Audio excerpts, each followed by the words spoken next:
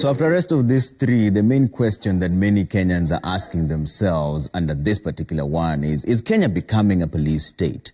The detention of the three senators and the alleged intimidation of several others have rekindled memories of what has been called the dark days. A section of prominent Kenyans who experienced police harassment during that period are warning that Kenya could be sliding back to the days of a police state.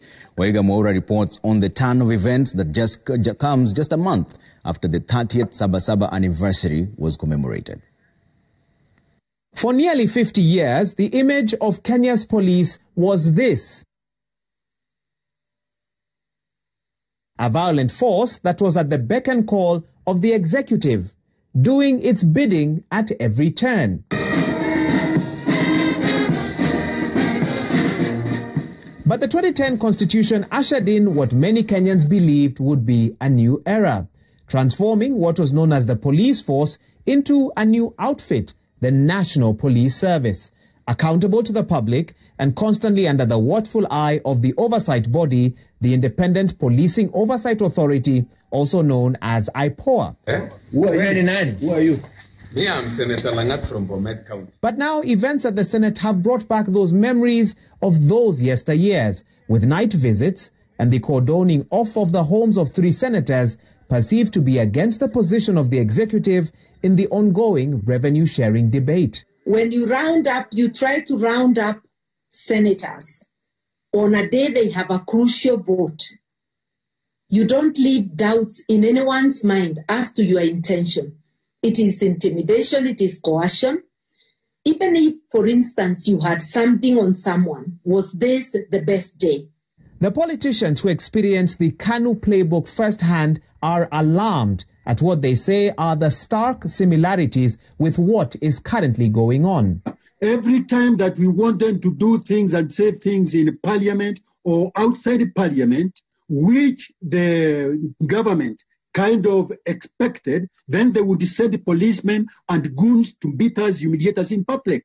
That means that by the time you are going to parliament, or anybody else that would be thinking about opposing an issue in parliament will feel totally intimidated. And I've given an example of the charge against the late Mark Mwethaka, who used to be Member of Parliament for Nakuru, and how they resuscitated a domestic complaint filed many years before and which had not been acted upon by the police, revived it, and it saw him being jailed. I'm not safe as a resident in Nyayo. The 2010 Constitution envisioned a national police service with a firm mandate to, among other functions, and I quote from Chapter 14 of the Constitution, strive for the highest standards of professionalism and discipline amongst its members, comply with constitutional standards of human rights and fundamental freedoms, end quote.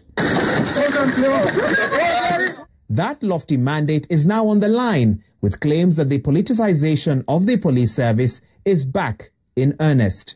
Lack of political will, which not only is about the executive, it's also about parliament. And where those in power forget that they will not be in power forever, and that the things you do may be visited upon you in a different era or soon thereafter. And that is what is happening today. The Senate has for several weeks been the theater of high-stakes politics, with the president aggressively pushing out from the leadership those he thought had different views from his. But for 8 times, the formula he was seen to be pushing failed to pass through the House as senators defied party lines. I think that people must be guided by the courage of their conviction. If you know what you are pursuing is fair and just, be guided by that, not by the fear. Because fear only encourages the regime to continue hounding people.